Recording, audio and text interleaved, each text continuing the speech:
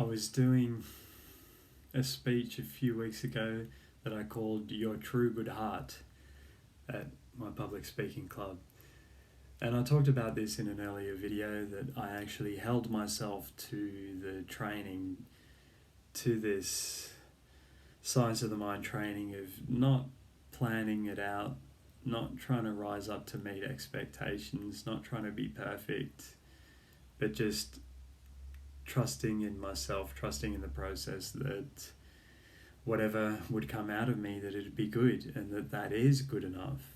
That is more than good enough. That's really good.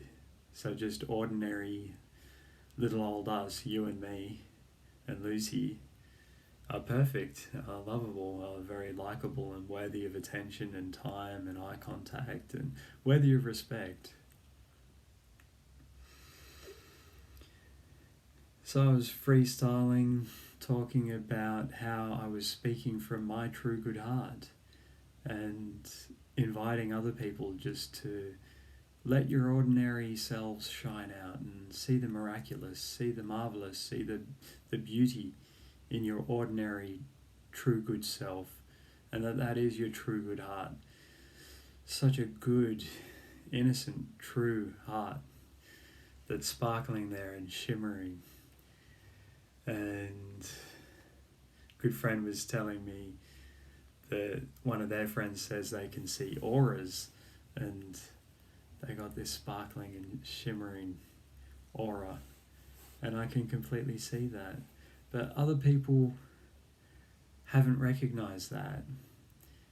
And I was talking about this example that my wife told me the other day about the movie WALL-E that we watched together but I'd forgotten, where WALL-E goes up and he finds this cardboard box and it's got this sparkling diamond in it, and he picks out the diamond and chucks it away and just looks at the cardboard box and he's there going, "Woo, wow, look at this. It's so valuable, it's so precious, it's a cardboard box." So if other people don't value us, if there's not a sense of value in the people who are surrounding us, who in the community that we live in, if there's no one really valuing what is truly precious, then we can take these amazing jewels and gemstones and sapphires and rubies and pearls and all these wonderful jewels that are actually just our true self, our goodness, our innocence. We can take that for granted, we can overlook it and pretty much miss the purpose of our lives. Run around chasing a bunch of money, chasing other people's conditional respect, sometimes going left, sometimes going right, trying to follow the rest of the crowd, trying to fit in with what I call a dysfunctional culture, because everybody who's a part of that is a casualty of that, really. We're casualties of that in the sense that all the parts of us that feel unacceptable to the group, we try to hide that away. We try to hide away our true good selves just to try to fit in with a culture that's dysfunctional. So that's why with the Science of the Mind training, I'm bringing you something that's unconditional. That's why when people come to the office with me, say you can come and go as you please, but I'll always be here for you. You know, whatever happens, you can make mistakes and you can always come back and just say sorry. Or if I make a mistake, I can say sorry to you, and we forgive each other and have this wonderful relationship. A lot of the time it's these relationships that are missing.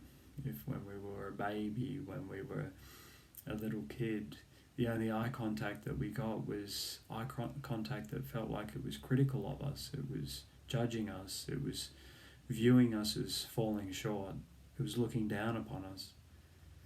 Then of course we internalize that and we fear people's eye contact. If we grew up and people were talking in ways, if they were doing things that hurt us, And of course, we learn to try to avoid those fires, those things that hurt us. We pull our hand away from the flame. So thank goodness for the Science of the Mind training, that there is a science here that's all about purity and goodness and innocence and respect. And there's no conditions placed on that. You're always pure, you're always innocent, you're always likable. And it really values us. It really sees what is precious and sees that we're important. And that's what I'm sharing with you, these good attitudes towards ourselves.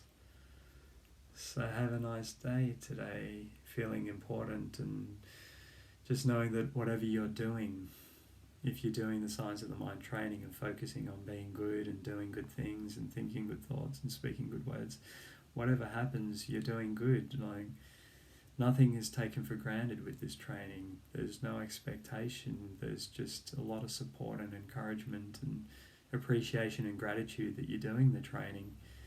And whatever you're doing, there's a trust there that it's good. You're trying to do good things, and no doubt you are improving things, and focus on those improvements and feel good about that progress that you're making.